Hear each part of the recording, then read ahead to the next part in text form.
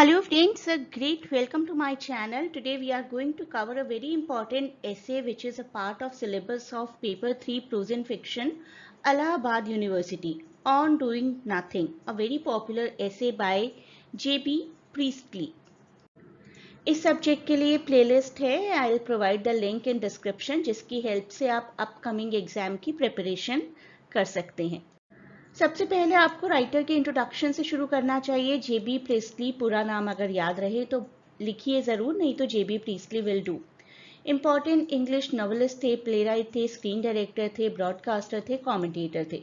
इनमें से जितना कुछ भी आपको याद रह जाए वो लिखिए। और ये ऐसे है तो एसेइस्ट तो वो थे ही, तो एसेइस्ट वर्ड तो आप बाय डिफॉल्ट मेंशन करेंगे ही।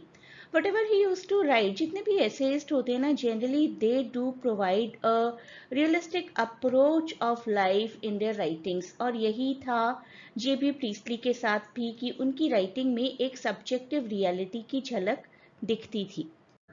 ऑन डूइंग नथिंग का जो बेसिक कंसेप्ट है, जो कि नाम से ही नजर आ रहा है कि कुछ ना करके भी बहुत कुछ किया जा सकता है, यानी कि जब हम कुछ नहीं करते तब जो पीस ऑफ माइंड और जो स्टेट ऑफ माइंड होता है वो सोसाइटी को किस तरीके से एक बेनिफिट प्रोवाइड करता है। ऑल्दो सीम्स इरोनिकल, लेकिन he is telling us the benefits of being lazy, not always but for a while. On doing nothing उनकी एक बुक में ये ऐसे पब्लिश हुआ था। बुक का नाम था ओपन हाउस। वर्क और रिलैक्सेशन में क्या कॉम्बिनेशन है, क्या रिलेशनशिप है, that is something he is trying to tell. और सच में जब आप पूरा ये ऐसे कवर कर लेंगे तो आपको भी रियलाइज होगा कि कुछ तो बेनिफिट्स हैं कुछ ना करने के, बिल्कुल लेजरली बैठने के, बिल्कुल रिलैक्स करने के, उसके भी अपने अलग ही बेनिफिट्स हैं। ऐसे बेनिफिट्स जो कि मैनकाइंड के लिए भी बेनिफिशियल हो सकते हैं। हम कहते हैं ना हमेशा कि लेजी होने से कुछ नहीं होता, लेकिन he is giving us some proof कि अगर कुछ लोग लेजी होते इस दुनिया में तो शायद दुनिया के लिए बेटर ही होता। कैसे, वो हम इस वीडियो में देखते हैं। तो ऐसे की बेसिक प्लॉट लाइन यही है कि उनको एक शांति की तलाश थी और वो अपने दोस्त के साथ एक छोटे से ट्रिप पर गए। And he believes that people might profit from doing nothing और बिकमिंग इंडोलेंट, यानी कि lazy for a period of time. Example देते हैं वर्ल्ड वॉर वन का। वर्ल्ड वॉर वन में पॉलिटिशियंस बड़े एक्टिव रहे, और अगर वो पॉलिटिशियंस एक्टिव ना होते, कुछ ना करते, तो बहुत से लोगों की जान ना जाती, बहुत से लोगों का एक ट्रेजिक एंड ना होता, डायरेक्टली और इनडायरेक्टली लोग सफ़र ना करते। तो ही सेइंग कि जुलाई 1914 में अगर हमारे पॉलिटिशियंस इंडोलेंट हो जाते, लेजी हो जाते, तो कितना अच्छा रहता पूरी दुनिया के लिए। देन ही सेज कि जो बहुत ज़्यादा एक्टिव लोग होते हैं ना, कई बार रिसेंटफुल हो जाते हैं लेजी लोगों को लेकर, क्योंकि जो लेजी लोग हैं वो बड़े डिटैच होते हैं, बड़े, अगर हम हिंदी में बोलें तो अपनी लाइफ में एकदम मस्त होते हैं। कोई टेंशन नहीं होती, कोई डेडलाइंस नहीं होती, ऐसे लोग भी अपनी लाइफ बिता लेते हैं। और कुछ ऐसे लोग होते हैं जो हमेशा ही काम काम काम करते रहते हैं। तो बहुत ज़्यादा एक्टिव रहने वाले, बहुत ज़्यादा काम करने वाले लोग कई बार लेजी लोगों से थोड़े से जेलस हो जाते हैं, एनवियस हो जाते हैं, क्योंकि उन्हें ऐसा लगता है कि वो भी तो अपनी लाइफ बिता ही रहे हैं किसी ना किसी तरीके से। They are also living, we are also living, but we are doing the drudging for the whole day. पूरे दिन की बहुत मेहनत करते हैं, then we live our life. और कुछ लोग हैं जो कुछ भी नहीं करते, then also they are happy. ऐसे में टोटल 3 सेक्शंस हैं। उसमें से फर्स्ट सेक्शन की बात करते हैं सबसे पहले।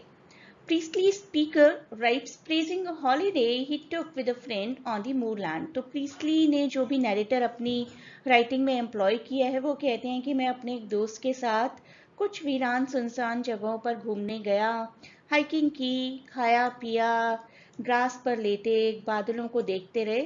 क्या फन था इसमें, wow, what a reviving and amusing vacation it was. ऐसा लगता था कि बॉडी और सोल पूरे तरीके से रेजुविनेट हो गई है। सेकेंड पार्ट में वो आकर एक फिक्शनल पर्सन की बात करते हैं, मिस्टर सेल्फ्रिज। हॉलीडे से वापस आए और कहते हैं कि I was condemned by a man named mister Selfridge, क्योंकि मैं बहुत लेजी हूँ। In actually, Mr. Selfridge has not pointed out the narrator specifically, but in general condemned all the lazy people।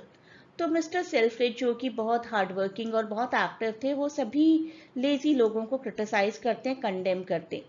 The speaker pushes back nothing that idleness is a positive value and stating that, for example, if busy politicians had gone on vacation and done nothing in 1914 a very bloody and costly war might have been avoided। तो हमारे वो सभी politicians जो बहुत ही busy रहे planning, plotting, bombing, violence, इन सब में, वो सब बिजी नहीं होते 1914 में, तो दुनिया से एक ब्लडी और कॉस्टली ब्लड शेडेड वॉर को अवॉइड किया जा सकता था।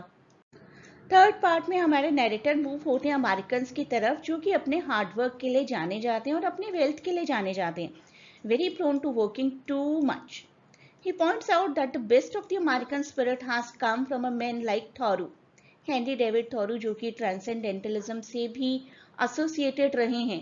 एंड ही सेज कि थॉरू जैसे राइटर्स भी तो रहे हैं जो कि सिंपल थे और स्पिरिचुअल थे और नेचर से कहीं ना कहीं इंस्पिरेशन लिया करते थे, आराम से अपनी लाइफ बिताते थे विदाउट एनी बर्डन। अगर आप लोगों ने वर्ड्सवर्थ का प्रिल्यूड पढ़ा है तो आप जो कुछ भी लिखा गया है जेबी प्रीस्टली के द्वारा अबाउट वर्ड्सवर्थ, उससे बहुत एसोसिएट करेंगे। वर्ड्सवर्थ को भी नेचर पोएट कहा जाता है। वर्ड्सवर्थ भी बहुत हार्डवर्क करके और बहुत अंडर प्रेशर अपनी पोएट्रीज नहीं लिखा करते थे, यहाँ वहाँ घूमते थे, नेचर से जो भी इंस्पिरेशन मिलता था उसको अपनी पोएट्री में इनकलकेट किया करते थे, आराम से, विदाउट एनी डेडलाइन प्रेशर। तो वर्ड्सवर्थ के बारे में बात करते हैं कि वर्ड्सवर्थ जैसे सिंपल राइटर्स भी तो हैं जो बिना किसी प्रेशर के ब्यूटीफुल, काम, सीरीन पोएट्रीज लिख सकते हैं। एंड में बस आप सिर्फ कंक्लूजन लिख दीजिए, जो कुछ भी हमने इन 3 पार्ट्स में देखा। In his essay on doing nothing, Priestley playfully advocates for period of inactivity, claiming that they are good for the soul and society। थोड़े टाइम के लिए इनएक्टिव रहें तो रेजुविनेट हो जाएंगे आप भी, आपकी सोल भी, आपके आसपास की सोसाइटी भी। जब भी हम किसी वेकेशन पे जाते हैं तो रिलैक्सेशन होता है ना, एक नई एनर्जी फील होती है। This is what he is advocating. He celebrates a relaxing vacation, defends idleness, and emphasizes that overwork can have negative consequences। At present भी तो हम सभी ओवरवर्कड हैं, अपकमिंग एग्जाम्स के लिए कितनी प्रिपरेशन कर रहे हैं। Priestley makes his case with vivid, different pictures and humor, drawing on individuals as Thoreau and Wordsworth, जिसकी अभी अभी मैंने बात की थी कि कुछ ऐसे राइटर्स भी तो थे। और अगर रोमांटिसिज्म एरा के सभी राइटर्स की बात की जाए तो सभी राइटर्स बहुत ही कूल वे में लिखा करते थे, बहुत ही सिंपल लाइफ थी सबकी। तो हम सबको, सब रीडर्स को कंपेल कर रहे हैं कि थोड़ा थम जाइए, थोड़ा रुक जाइए, स्लो डाउन करिए अपनी लाइफ को, और लाइफ में जो भी आपको ब्लेसिंग्स मिली हैं in the form of nature around you, उसको अप्रिशिएट करिए। अपने आप को डेडलाइंस में मत बांधिए, ऑल्दो प्रैक्टिकली पॉसिबल नहीं है आजकल के फास्ट वर्ल्ड में, but still he is saying कि कूल और काम रहने के अपने ही बेनिफिट्स हैं। I hope you liked the topic. Please do not forget to share and subscribe the channel and provide your valuable feedback in comments. And a great good luck for your exams. Exams के बाद मुझे comments में ही बताइएगा कि कैसा रहा आपका exams और कितने काम आए मेरे वीडियोस आपके।